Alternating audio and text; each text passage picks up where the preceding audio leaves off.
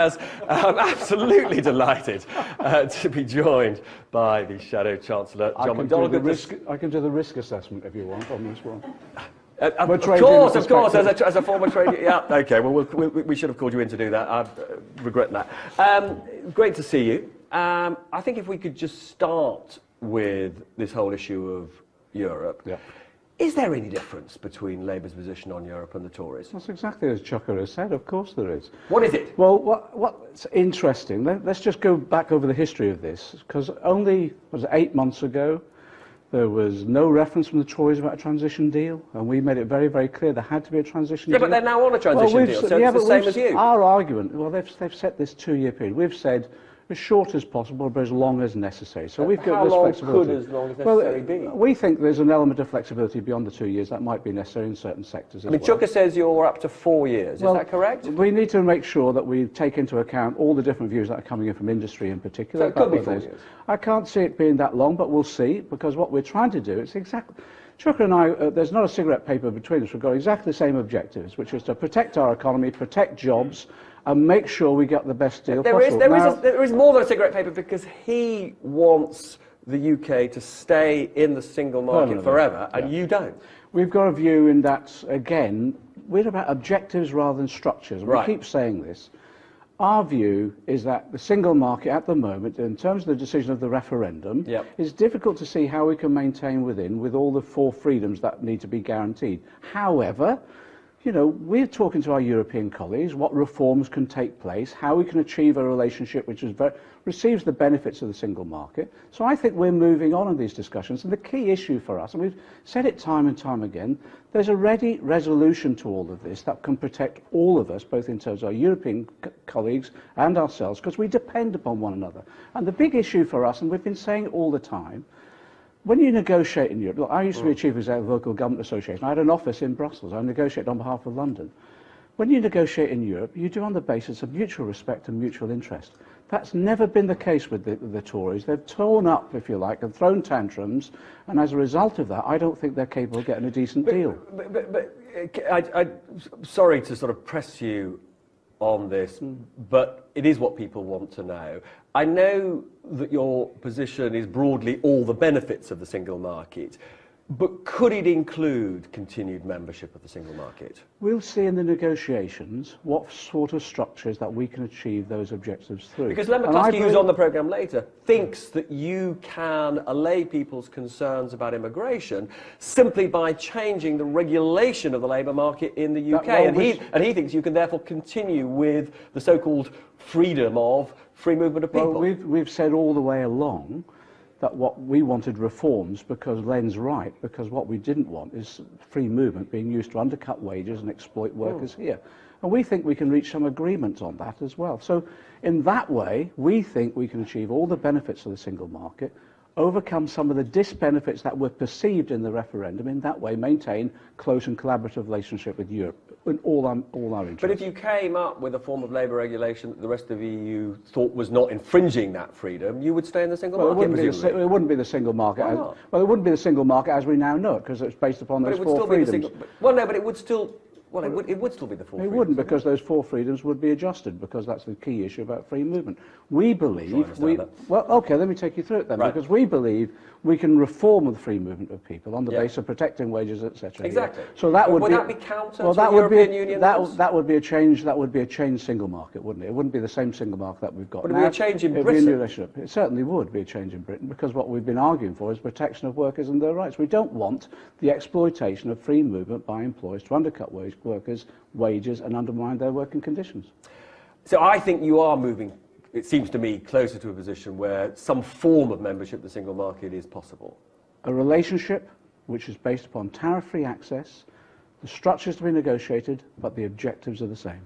Now, you've also been talking overnight about changes to student debt. Talk me through what you want.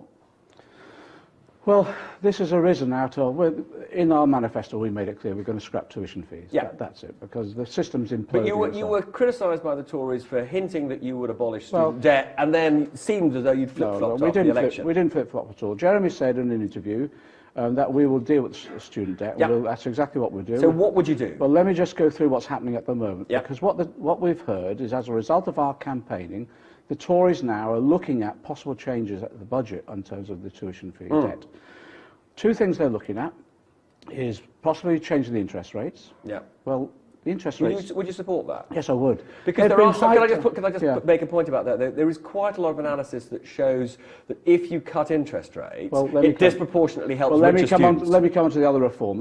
On the interest rates, they put them up to 6%. That's 24 times the base index. So it's outrageous. But poorer students will never pay them because the second issue then is they're looking at thresholds, which I'm more interested in. Right, okay. So I've said if they come forward with those proposals and they're effective in exactly the way you're saying, of course we'd support them. Yeah. But that still leaves the problem that they tripled tuition fees and they increased the interest rates to 6%. That still leaves that huge debt that they've landed upon these students now.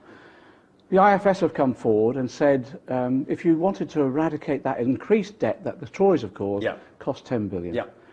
Now, I think... And that's the debt accumulated by their own increase, the Tory increase. And so the debt...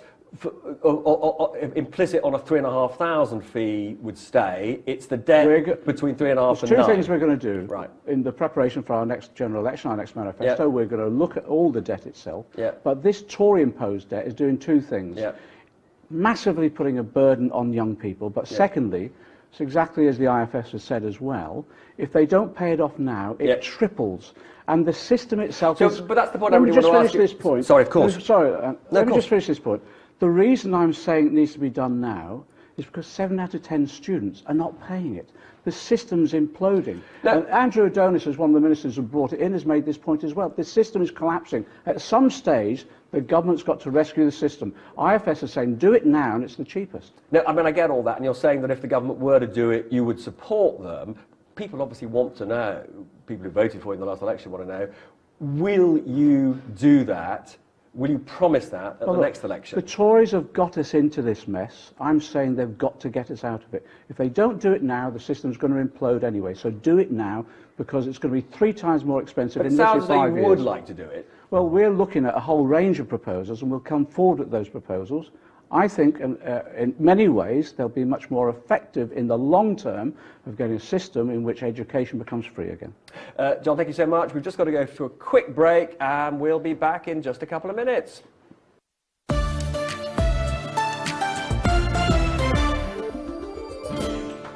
Welcome back. I'm delighted that John Mcdonnell hasn't been deselected. He's still with me. Great news.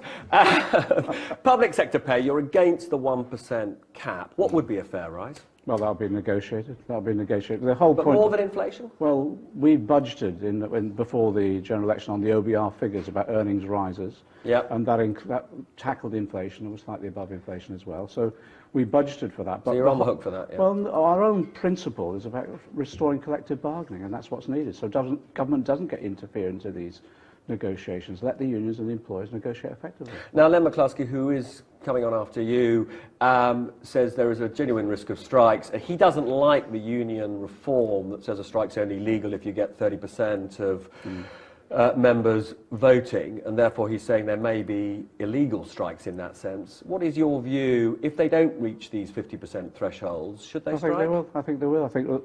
I've been talking to Len and a lot of his members. I've been on picket lines at the BA cabin crew dispute, for example. I've been down at Bart's Hospital. I don't think there's been any problem about getting the 50%. Yeah, there isn't, because people But are if they angry. Don't get it, they will. But if they don't, John, will. should they strike? They will. Look, I don't think anyone understands properly the strength of anger that there is out there. No, I think we all understand there's a huge movement here, but nonetheless, for all sorts of reasons, they might not quite make the 50%. They will. But come on, give them advice. If they don't make the 50%, should they strike? You've got a lack of confidence in the working class. I haven't. I'm not sure that is the appropriate rejoinder. I think you're dodging, as people have noticed. You are dodging the question. You watch what will happen this coming winter. These strikes have been provoked by this government, and as a result of really pay being below inflation, wages being cut. You know, we've got nurses going to food banks because their pay has been cut by 14% since these Tories have been in power. No wonder people are angry. Right, another topical question. Do you use Uber from time to time? Not to my knowledge, no. Not to your knowledge? What does that mean, not to your knowledge? I don't think I've ever... All right. hand on heart, I don't think I've ever used Uber. And what do you think? Well, I'll give you an example. Sometimes you book a car to come to pick me up, so you see. Yeah. We've never booked you an Uber. Oh, that's all right, then, but, well, I haven't done but what do you think, more importantly, about the revoking of its licence? The right thing? Yeah, the company's a disgrace. You have to abide by the law, simple as that. If TfL they're the regulating body, they've made a decision on this, the company's outside the law, what could TfL do? If they didn't do this, they'd be criticised anyway. So I think the company's at fault here. And they've had warnings, 4 months ago they were told to get their act together, and they still didn't. Now, I've got two very quick questions to put to you. In Politico, there's a leak of an internal document which says that you want a rule change that would make Zionist criticisms not seen as anti-Semitic. Is that a sensible rule change? I'm not aware of that, to be honest. You're not aware of that? I'm not aware of this, no. But would it be a sensible change? Well, I haven't seen it, so I can't comment on it, really. And then finally, we always ask our viewers for a question to put to you, and it was a barrage, but there were quite a lot on a similar theme, so I'm going to ask you it. How do I grow a magic money tree? Well, it's interesting, because I think what you could do is, first of all, contact Philip Hammond, because they found it when they wanted to pay $1 billion to the DUP, didn't they? Well done. Listen, lovely to have you with us, and we'll see you again soon, I hope. All the best.